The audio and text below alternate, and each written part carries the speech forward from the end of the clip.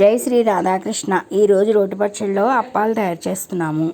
ఈ అప్పాలు కావాల్సినవి పదార్థాలు మనకి ఒక గ్లాసు కరాచీ నూకనే బొంబాయి రవ్వ కూడా అని అంటాము. అదే గ్లాస్ తోటి పంచదార తీసుకోవాలి. మనం తీసుకుని దాంట్లో సరిపడా యాలకుల పొడి వేసుకుని ఈ మూడు బాగా కలిపేసుకోవాలి. పంచదార, రవ్వ, యాలకులు బాగా కలుపుకుని మనం ఈ రవ్వకి మనం ఒక గ్లాసుకి 2 గ్లాసులు నీళ్లు తీసుకోవాలి. ఇవి వరిపిండి అప్పాలు కన్నా ఈ అప్పాలు చాలా రుచిగా ఉంటాయి. మనకి ఒక గ్లాస్కి 2 గ్లాసులు వాటర్ తీసుకోవాలి. నీళ్లు బాగా మరిగే వరకు దాంట్లో కొంచెం నెయ్యి వేసుకుంటే మనకి టేస్ట్ బాగుంటుంది. నీళ్లు బాగా మరిగాక ఈ నూక రవ్వ మనం కలుపుతూ పోయాలి, ఉండలు కట్టుకోకుండా.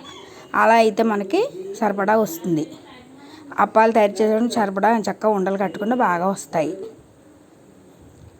ఇది గట్టిగా దగ్గర అయ్యే వరకు 10 నిమిషాలు కలిపేసాక మూత పెట్టుకుంటే దగ్గర గట్టిగా అయిపోతాయి. తర్వాత మనం పళ్ళల్లో తీసి చల్లారి పెట్టుకుని చేతి నెయ్యి చేసుకుని మన సరిపడా సైజు అప్పాలు తయారు చేసుకోవాలి.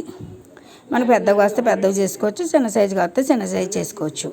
ఇవి మనకి అప్పాలు గమ్మును కూడా తయారైపోతాయి. మనకి బెల్లం వరిపిండి అప్పాలు అయితే కొంచెం మనకి టైం పడుతుంది. ఇవైతే కొంచెం గమ్మున అవుతాయి.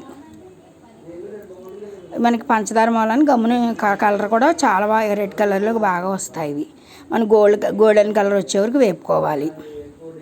వేపుకున్నాక మనం తీసేసుకుని ఈ టేస్ట్ కూడా చాలా రుచిగా ఉంటాయి. మీరు రోటి పచ్చళ్ళని అందరూ చూసి లైక్ చేయండి, ఫాలో అవ్వండి. ఇంకా రకరకాల వంటలు చేస్తూ